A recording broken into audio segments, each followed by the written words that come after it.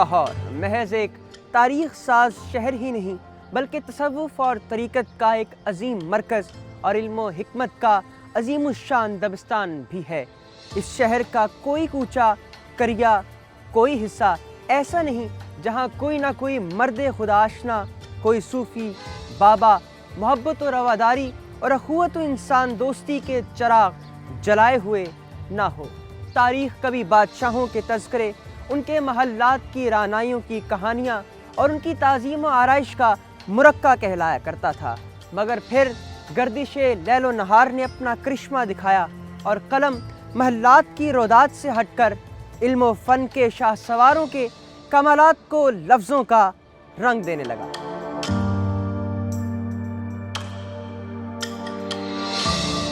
سلطنت غزنہ 11ویں صدی عیسوی 5ویں صدی ہجری میں دنیا کی مضبوط اور مقتدر امپائر تھی، جس کی معیشت انتہائی مضبوط، دفاع اور سپاہ انتہائی مستحکم اور شعری اور علمی پایہ ایسا زوردار کہ دنیائے فکر و فن کی نامور شخصیات غزنہ میں قیام پذیر ہوئیں۔ انہی ایام میں اسی خطے سے محمود غزنوی نے اپنے 35 سالہ دور حکومت میں بر صغیر کو مسخر کرنے کے لیے 17 حملے کیے، لیکن ہند کے قلوب و اذہان جس ہستی کے آگے مفتوح ہوئے وہ حضرت علی بن عثمان الحجویری المعروف حضرت داتا گنج بخش رحمۃ اللہ علیہ ہیں۔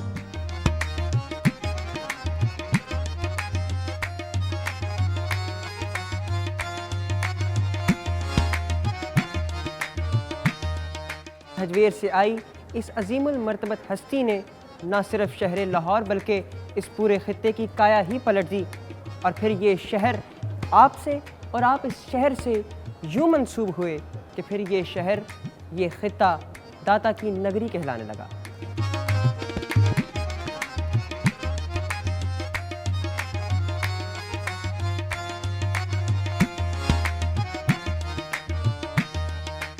آپ کی تشریف آوری سے قبل اگر اس خطے کے حالات و واقعات پر نظر ڈالی جائے تو ہمیں معلوم ہوتا ہے کہ ہندوستان میں برہمنی تہذیب اپنے عروج پر تھی۔ اس زمانے میں ہندو زعماء نے اپنی سوسائٹی کے لیے ایک دستور مرتب کیا۔ اس دستور اور قانون کا نام منوشاستر تھا، جس کے مطابق اہالیان ہند کو 4 طبقات میں تقسیم کیا گیا۔ گویا ذات پات کے بٹوارے اس خطے کی تہذیب پر غلیظ دھبوں کی طرح نمایاں تھے۔ یہاں جہالت کی تاریکیوں نے اپنے پنجے گاڑ رکھے تھے اور لوگوں کے دلوں پر چھائی ہوئی تاریک رات ختم ہونے کا نام نہیں لے رہی تھی۔ گویا ہر راہ پر کوئی نامعلوم آواز کسی مسیحا کو پکارتی تھی کہ کوئی چارگر اس طرف بھی تو دیکھے، جو آفتاب وحدانیت اور نور محمدی کے پرتاؤ سے اس اندھیر نگری کو منور و تاباں کر دے۔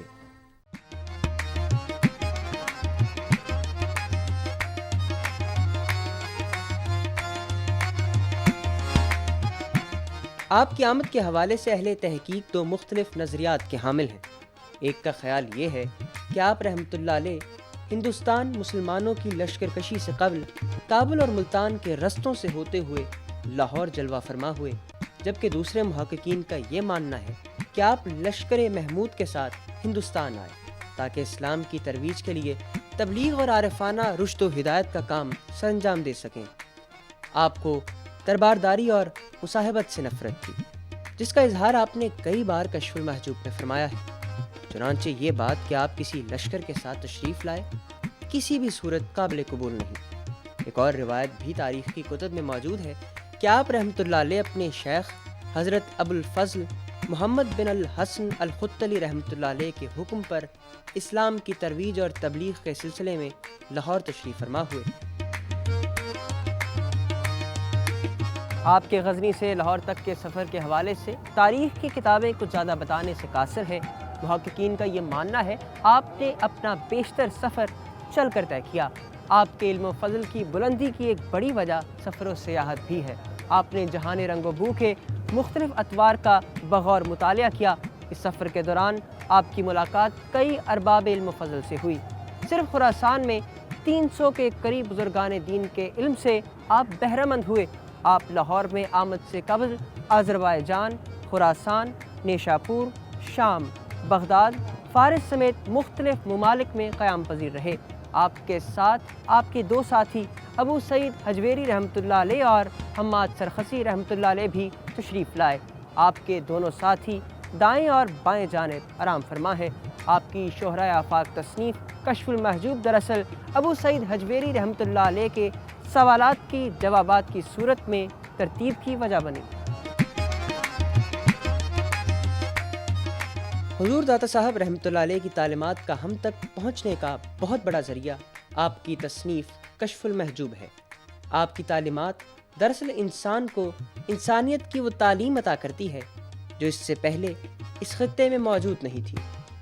آپ کی تعلیمات انسان کو اپنی ترجیحات کا دوبارہ تعین کرنے کا درس دیتی ہیں۔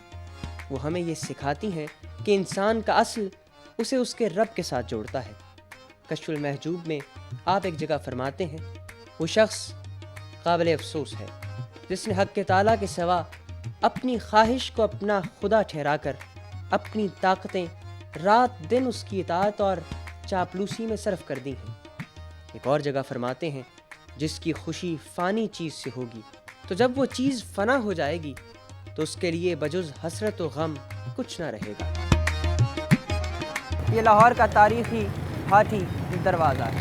بھاٹی دروازے کے قریب چونکہ داتا صاحب تشریف فرما تھے، اس لیے یہاں پر بہت سارے لوگ وہ آتے جاتے تھے جن کا داتا صاحب کے ساتھ عقیدت کا تعلق تھا۔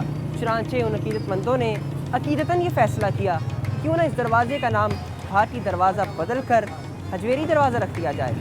ناظرین، ایک بات جو ہمیں معلوم ہونی چاہیے وہ یہ ہے کہ بھاٹی دروازے کے قریب جو بیشتر لوگ بستے تھے وہ بھٹی ہندو تھے، جس کی وجہ سے اس دروازے کو بھاٹی دروازہ کہا جاتا تھا۔ سو ہوا کچھ یوں کہ جب اس دروازے کا نام حجویری دروازہ رکھا گیا تو ہندوؤں کا ایک وفد حضور داتا صاحب کی بارگاہ میں حاضر ہوا اور اس دروازے کے حوالے سے جو ان کے احساسات اور جذبات تھے، جو نام بدلنے کی وجہ سے مجروح ہوئے، انہوں نے اپنے جذبات، احساسات اور اپنی باتوں کو حضور داتا صاحب کی خدمت میں پیش کیا۔ حضور داتا صاحب نے نہ صرف ان کے احساسات کو بغور سنا اور ٹھنڈے دل سے قبول کیا، بلکہ فوراً حکم صادر کیا کہ حجویری دروازے کا نام بدل کر اس کو دوبارہ بھاٹی دروازہ ہی کہلایا جائے۔ جہاں یہ واقعہ ظاہری نمود و نمائش سے انحراف کا درس دیتا ہے، وہیں یہ بات بھی سمجھنے کی ہے کہ داتا صاحب رحمۃ اللہ علیہ کی تعلیمات ہمیں بین المذاہب ہم آہنگی کا درس دیتی ہیں۔ آپ کا یہ عمل ہمیں یہ تعلیم دیتا ہے کہ دوسرے مذاہب سے جڑے لوگوں کی اقدار اور ان کے جذبات و احساسات کو نظر انداز کر دینا اسلام نہیں ہے۔ رواداری، احساس اور انسان دوستی صوفیاء کے درس کا ہمیشہ حصہ رہے ہیں۔ گویا اسلام نے اگر بر صغیر پر اپنا پرچم بلند کیا تو وہ تلوار کے زور پر نہیں بلکہ حسن اخلاق اور محبت کے بلبوتے پر کیا۔ لوگوں کے دلوں میں حق کا وہ بیج بویا کہ جس سے ابھرنے والا شجر کئی صدیوں بعد بھی آنے والی نسلوں کو فتنوں کی کڑکتی دھوپ میں ایمان کا سایہ عطا کر رہا ہے۔ حضور داتا صاحب کا لاہور میں ظاہری قیام لگ بھگ 30 سال رہا۔ آپ کی تشریف آوری پر راوی کے کنارے آپ نے ایک ٹیلے کا انتخاب فرمایا اور اسی پر تشریف فرما ہوئے۔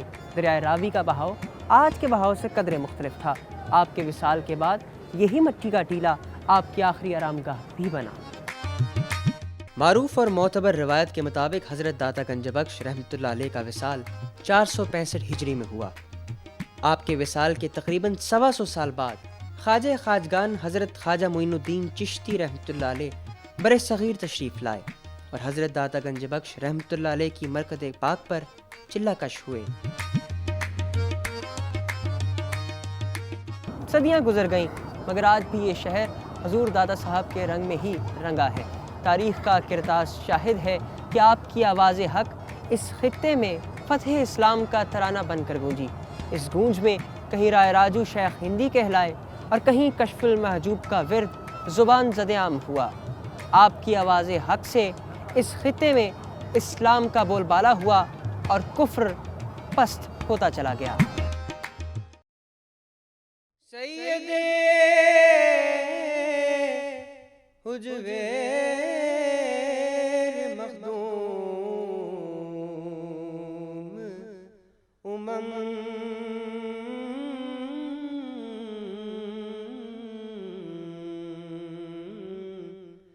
مرکد او پیر سنجر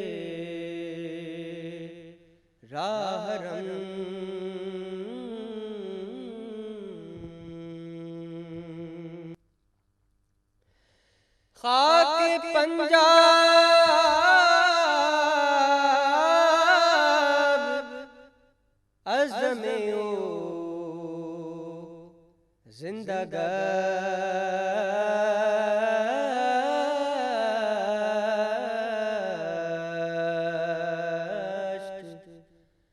صبح ماں از مہر او تابندہ گشت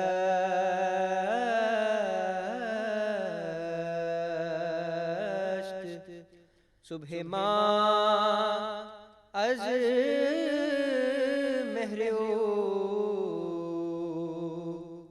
تابندہ گشت